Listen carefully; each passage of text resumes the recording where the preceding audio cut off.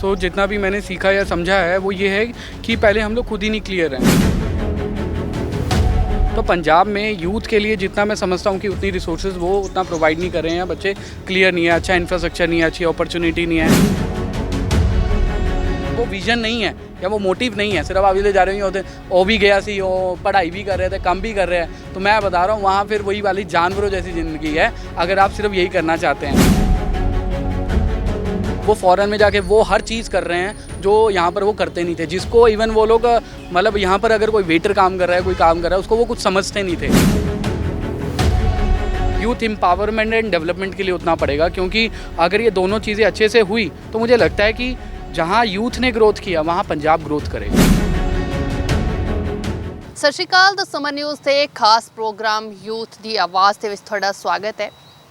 ਨੌਜਵਾਨ ਕਿਉਂ ਬਾਹਰ ਜਾ ਰਹੇ ਨੇ, ਕਿਉਂ ਨੌਜਵਾਨਾਂ ਦੇ ਵਿੱਚ ਇਹ ਹੋੜ ਲੱਗੀ ਹੋਈ ਹੈ, ਕਿਉਂ ਪੰਜਾਬ ਦੇ ਵਿੱਚ ਰਹਿਣਾ ਪਸੰਦ ਨਹੀਂ ਕਰ ਰਹੇ, ਕੀ ਪੰਜਾਬ ਦੇ ਵਿੱਚ ਪ੍ਰੋਬਲਮ ਫੇਸ ਕਰਨੀਆਂ ਪੈ ਰਹੀਆਂ ਨੇ, ਇਸ ਬਾਬਤ ਅਸੀਂ ਗੱਲਬਾਤ ਕਰ ਰਹੇ ਹਾਂ ਲਗਾਤਾਰ।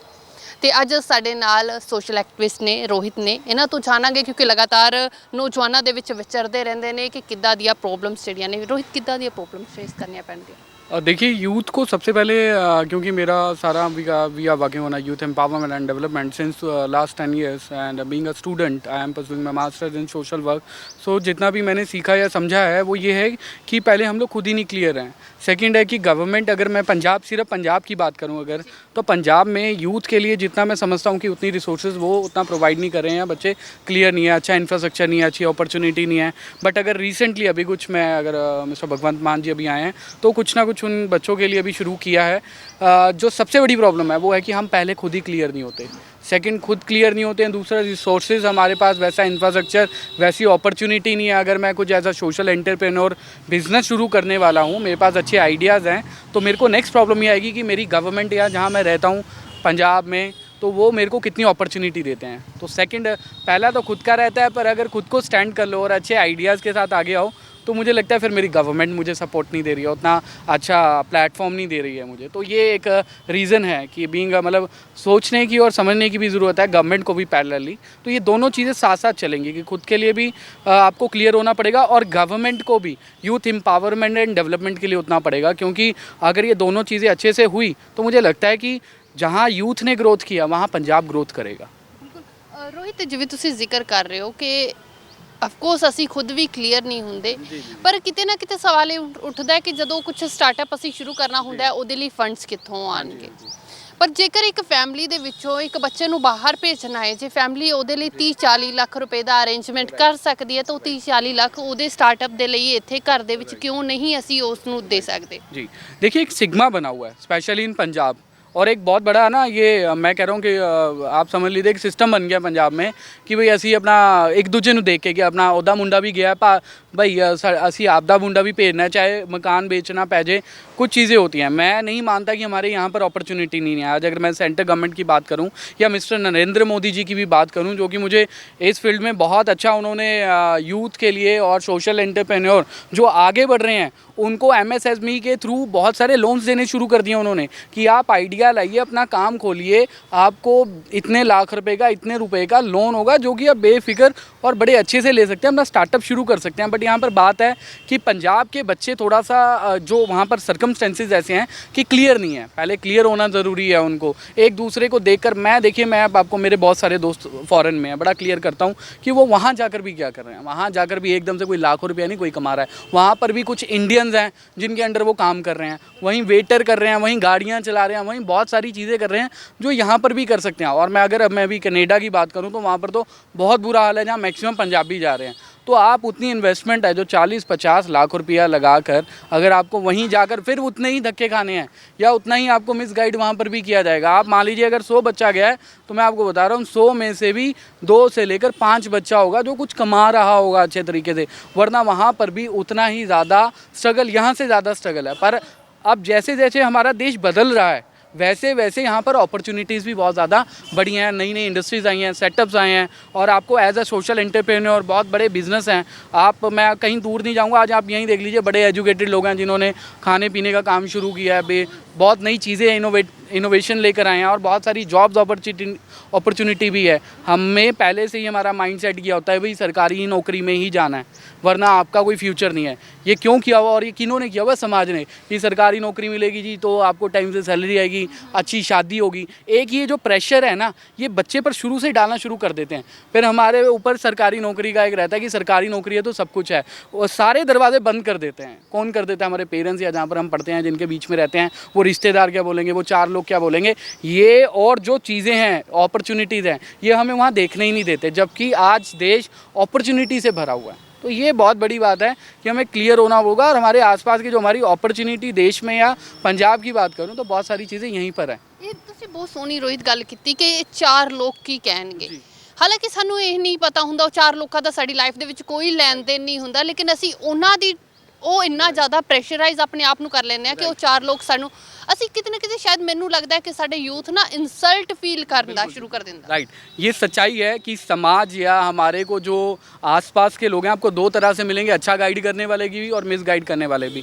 पर अगर आप स्पेशली अगर पंजाब में पूछें तो मुझे लगता है कि वहाँ गाइडेंस की, मेंटोरशिप की बहुत ज़्यादा कमी है। और वहाँ पर पंजाब में तो ऐसा प्रेशर है कि वहाँ कॉम्पिटिशन हो गया कि तुमने अपना बच्चा कनेडा भेजा है तो मैं भी भेजूँगा, जबकि हमारे देश में इतनी अपॉर्चुनिटी है। और इस प्रेशर की वजह से बच्चा, फिर माँ बाप भी एक प्रेशर में आ जाते हैं, वो इधर उधर देखते हैं, लोन उठाते हैं, कर्ज उठाते हैं, जबकि उनका बच्चा टैलेंटेड है, वो इधर भी कर सकता है। वहाँ अगर वेटर कर सकता है, वहाँ ऊबर चला सकता है, तो इंडिया में भी ऊबर। यहाँ पर मैं खुद ऊबर से जाता हूँ, मैं बड़ा देखता हूँ, बहुत एजुकेटेड लोग हैं जो शाम के 6, मतलब वो मुझे बताते हैं कि 6 से 7 घंटे वो ऊबर चलाते हैं, और महीने का ये आपका 35 से 40 हज़ार रुपये अच्छा अर्न करते हैं, मतलब डेली अच्छी मेहनत करते हैं। और वो मुझे बोलते हैं कि हम अपने काम के खुद बॉस हैं। जब आपको ये फैसिलिटी हमारे ही देश में मिल रही है, बट हम यहाँ काम करके क्यों नहीं राजी हैं? हम कोसते रहते हैं कि यहाँ का सिस्टम नहीं है, कुछ नहीं है, बदल रहा है। ये हिंदुस्तान था हमारा, जो इंडिया है, ये बहुत ज़्यादा पिछड़ा हुआ था। पर अब जो नई गवर्नमेंट आई है या नए लोग आए हैं, आपके पंजाब में नए सीएम आए हैं, यहाँ पर करोड़ों में लोग रहते हैं। जितना बड़ा देश ये है ना, उतने आप मान लीजिए इस देश में से अगर मैं दूसरे देशों की गिनती निकालूं तो 50-60 कंट्री है तो हमारे देश में से निकल जाएंगी। हमारा कंट्री इतना बड़ा है कि कुछ डेवलपमेंट के लिए, इसके इंफ्रास्ट्रक्चर के लिए समय लग रहा है। और मुझे बताते हुए बड़ी खुशी हो रही है कि सेंट्रल गवर्नमेंट आज के समय पर स्पेशली यूथ एम्पावरमेंट को लेकर, डेवलपमेंट को लेकर इतनी अपॉर्चुनिटीज़, इतने लोन्स लेकर आई है। और हर स्थिति में हमारे पास 54 से ज़्यादा मंत्रालय हैं सेंट्रल गवर्नमेंट में, और हर मंत्रालय में कोई ना कोई अपॉर्चुनिटी है। अगर मैं अपनी बात करूं, बीइंग अ सोशल एक्टिविस्ट, तो हमारे लिए बहुत अपॉर्चुनिटी है, नेशनल भी, इंटरनेशनल भी। और मैं कह रहा हूं कि मैं एक चीज़ बताऊं आपको कि आज के टाइम में अगर आप मुझसे पूछें जी रोहित आप क्या करते हैं, तो मैं बोलूँगा मैं सोशल एक्टिविस्ट हूँ। तो बोलेंगे तो ये समाज सेवा से कौन अपना पेट भरेगा? पर सोशल एक्टिविस्ट भी एक कैटेगरी है जो एजुकेशन का पार्ट है और प्रोफेशनल है। हमारी जो हमें अपॉर्चुनिटी है आज इंडिया में भी है और इंडिया से बाहर भी है।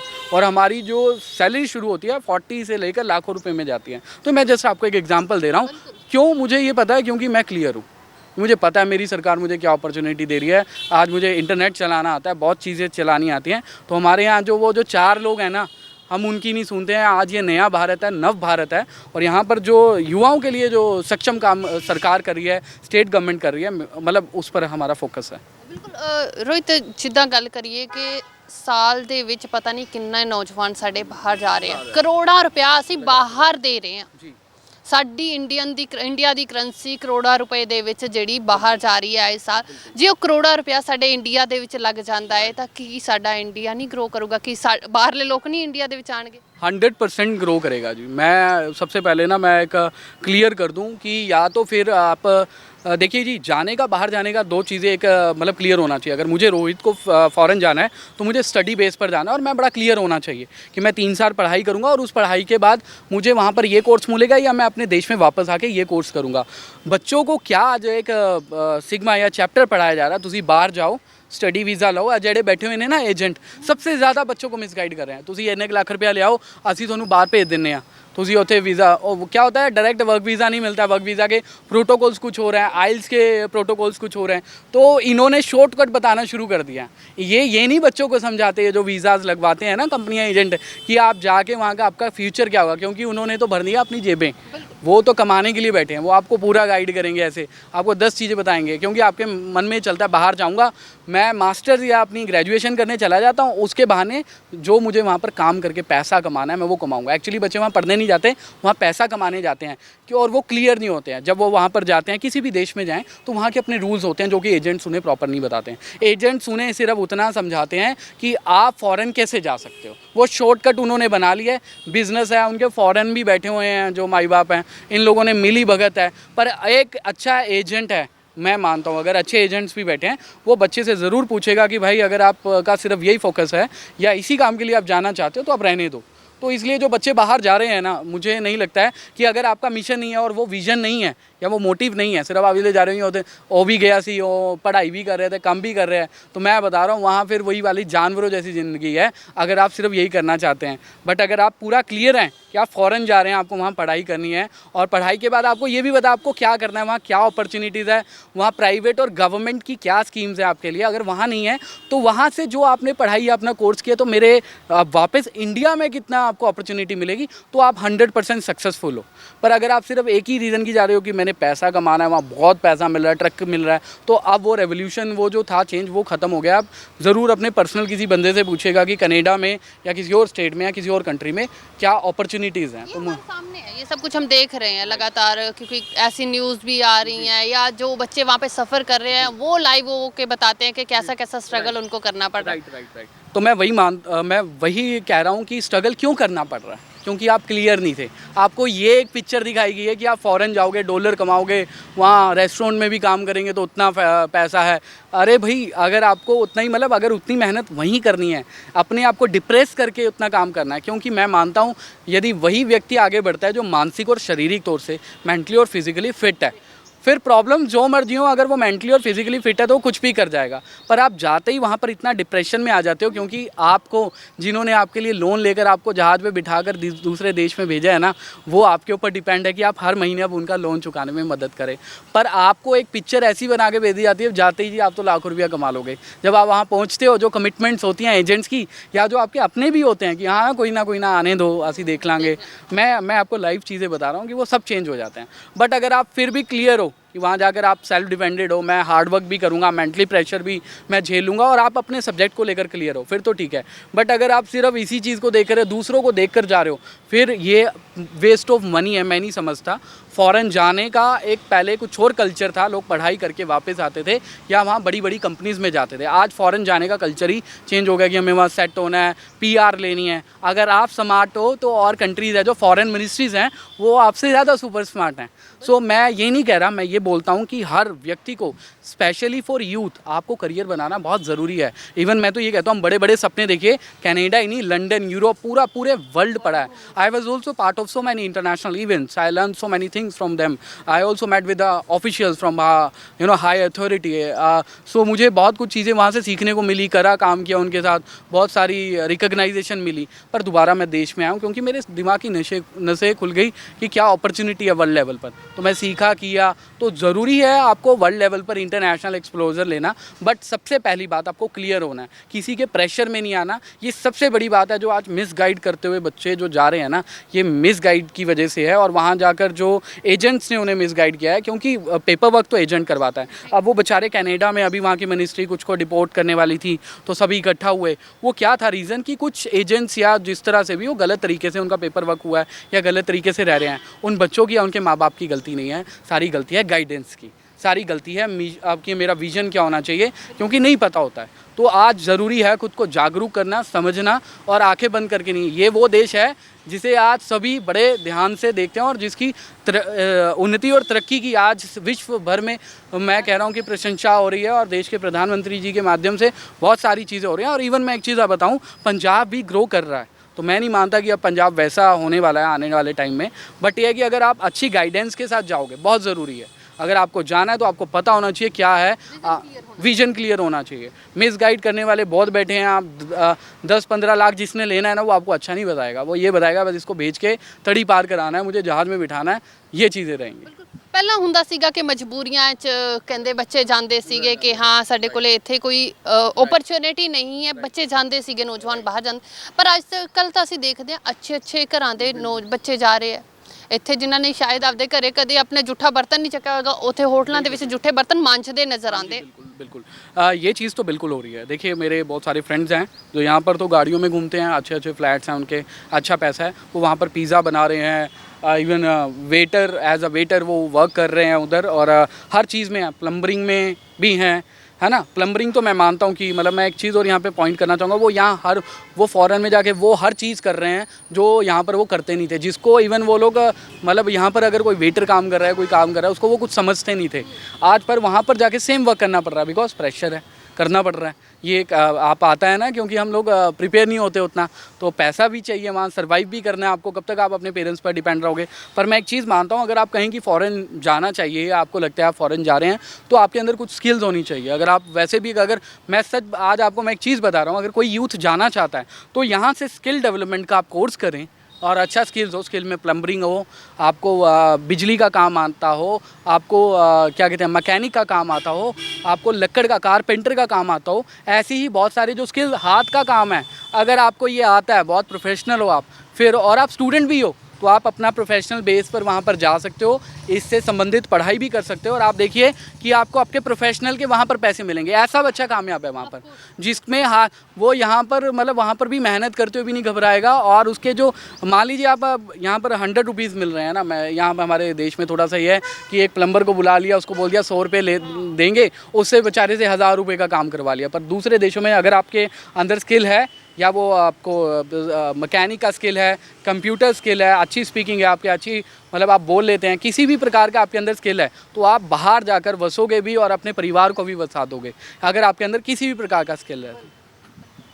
ਤਾਂ ਰੋਹਿਤ, ਲਾਸਟ ਦੇ ਵਿੱਚ ਮੈਂ ਇਹ ਪੁੱਛਣਾ ਚਾਹੂੰਗੀ ਕਿ ਸੁਨੇਹਾ ਕੀ ਯੂਥ ਨੂੰ ਦੇਣਾ ਚਾਹੁੰਦੇ ਹੋ, ਜਿਹੜੇ ਨੌਜਵਾਨ ਮਤਲਬ ਬਿਨਾਂ ਕਿਸੇ ਮਕਸਦ ਦੇ, ਬਿਨਾਂ ਕੋਈ ਵਿਜ਼ਨ ਕਲੀਅਰ ਕੀਤੇ, ਬਸ ਇੱਕ ਹੋੜ ਲੱਗੀ ਹੋਈ ਆ ਵੀ ਜਾਣਾ ਹੈ ਜੀ, ਉਹ ਬਾਹਰ ਗਿਆ ਤਾਂ ਮੈਂ ਵੀ ਬਾਹਰ ਜਾਣਾ। मैं सबसे पहले तो जितने भी, चाहे पंजाब है या पंजाब से बाहर, या जो भी आपका चैनल देख रहे हैं, जितने भी बच्चे 10th में हैं, 12th में हैं, कॉलेज में हैं, आप अपना विज़न अभी से क्लियर करिए। घबराना नहीं और प्रेशर नहीं लेना इसमें बिल्कुल भी। आपको ये पता होना चाहिए कि मुझे क्यों कोर्स करना, कोर्स कोई भी हो, आप सबसे पहले आपको क्लियर होना है। आपको अपने आज से 6 साल तक का आगे का सोच के चलना है, फिर उसको आप, क्योंकि आपका जो पैशन होगा ना, मान लीजिए मेरा पैशन है, मैं पेंटिंग बहुत अच्छी, मैं अगर आप एक अच्छे आर्टिस्ट हैं, तो आपको आज से 6 साल तक का सोच के चलना है कि बीइंग अ आर्टिस्ट, या मैं एक अच्छा मैकेनिक बन सकता हूँ, या मैं एक अच्छा इंजीनियर बन सकता हूँ, या एक अच्छा कारपेंटर बन सकता हूँ। तो आपको आज से 6 साल का चुनना पड़ेगा, क्योंकि इस देश में, हिंदुस्तान में आज अपॉर्चुनिटीज़ हैं। इवन बाहर की कंपनीज़ यहाँ पर आ रही हैं आपके लिए अपॉर्चुनिटीज़ लेकर। अगर आपका विजन आज से क्लियर है ना, और आपका मिशन क्लियर है, आपका ऑब्जेक्टिव्स क्लियर है कि मुझे ये करना है 6 साल बाद, अगले साल ये करना है, तो आपका पैसा भी बचेगा, आपका पैशन है, आपका प्रोफेशन भी बनेगा, और आप अपनी जॉब को एंजॉय करोगे। क्योंकि जो अपनी जॉब को एंजॉय नहीं करता या ज़बरदस्ती होता है आने वाले समय में, फिर वो सारी उम्र मेंटली अपने आप को डिस्टर्ब रखता है, और कहीं ना कहीं वो अपनी लाइफ नहीं एंजॉय कर पाते। एक ही ज़िंदगी मिलनी है, मैं मानता हूँ, उसको भी अगर आपने ऐसे मिसगाइड कर दिया और ऐसे रह गए तो क्या मज़ा है। पूरा देश पड़ा है, पूरी दुनिया पड़ी है अभी जीने को, तो मैं मानता हूँ। और मैं भी खुद एक गांव में रहता हूँ, और बहुत सारी अपॉर्चुनिटीज़ मैंने पढ़ना शुरू किया, समझना शुरू किया, अपना विजन और मिशन क्लियर किया, तो इट इज़ ईजी। अगर आपने, एक युवा ने अपने आप को समझ लिया मुझे क्या करना है, तो आपको कोई रोक नहीं सकता।